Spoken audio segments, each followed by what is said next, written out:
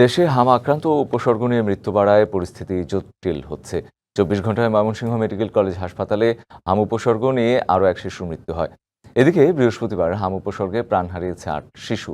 একই সময়ে নতুন করে ১৯৭ জনের শরীরে ল্যাব পরীক্ষায় হাম শনাক্ত হয়েছে।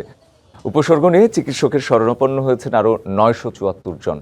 ৮ শিশুর মধ্যে ৩ শিশুর মৃত্যু হয়েছে ঢাকা বিভাগে। মৃত্যু তালিকায় দ্বিতীয় অবস্থানে খুলনা। ২৪ ঘন্টায় মারা গেছে ২ শিশু। এছাড়া সিলেট, ময়মনসিংহ ও চট্টগ্রাম বিভাগে একজন করে মোট ৩ শিশু প্রাণ হারিয়েছে। চলতি বছরের ১৫ই মার্চ থেকে শুরু করে ১৬ই জুলাই পর্যন্ত ৪ মাসে সারা দেশে হাম এবং এর উপসর্গ নিয়ে মোট ৭৮০ জন রোগীর মৃত্যু হয়েছে। খুলনার হাম পরিস্থিতি নিয়ে আরও জানাতে সরাসরি যুক্ত হচ্ছেন সহকর্মী আমিরুল ইসলাম। আমিরুল, আমরা জানি যে ময়মনসিংহের ঢাকা বিভাগের পরেই আসলে খুলনা বিভাগের অবস্থান।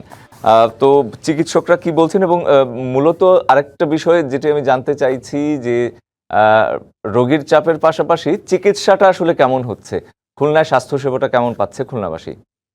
রঞ্জন, খুলনায় যে হামের চিকিৎসা যে ব্যবস্থা সেটা কিন্তু উপজেলা, জেলা এবং বিভাগীয় পর্যায়ে রাখা হয়েছে এবং চিকিৎসকদের যেটা বলছেন যে বিশেষ করে হামের উপসর্গ দেখা মাত্রই চিকিৎসকের শরণাপন্ন হওয়া এবং চিকিৎসকের পরামর্শ যে ভর্তি প্রয়োজন হলে ভর্তি হয় এবং সেই সঙ্গে তাদের পরামর্শ থাকছে বিশেষ করে যে টিকার পরে অগ্রাধিকার দিচ্ছেন। এবং নগদ নিয়ে এলো হার না মানা হার অফার। সর্বনিম্ন ১০,০০০ টাকা রেমিটেন্স নগদে পাঠালে থাকছে স্বর্ণের হার জেতার সুযোগ।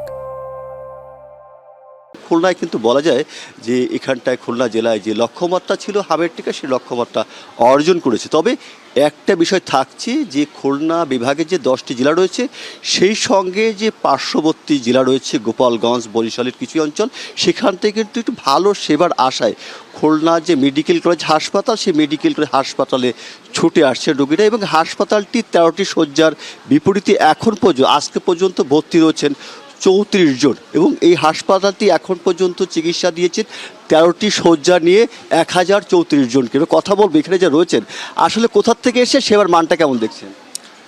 আমরা আসছি পিরোজপুর ভান্ডারিয়া থেকে, আর আসার পর এখনও গত রাত্রে আসছে, এখন আমরা ডাক্তার দেখাইতে পারি নাই, এখন ডাক্তার আসে নাই। সেবার মান আলহামদুলিল্লাহ ভালো, অনেকেই সুস্থ হয়েছে, এখান থেকে বলছে মানুষ যে আমরা সুস্থ হয়েছি, কিন্তু এই জন্যই আমরা আসছি। এখন কিন্তু ওইরকম বুঝি না যে কী হবে সামনে।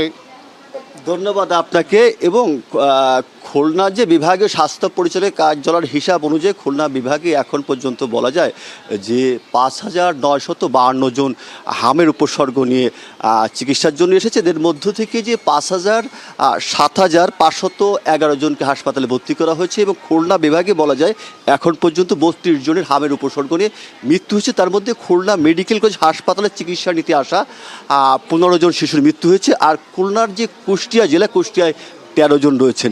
এটাই ছিল সর্বশেষ অবস্থা। রঞ্জন, আমির, আপনাকে ধন্যবাদ।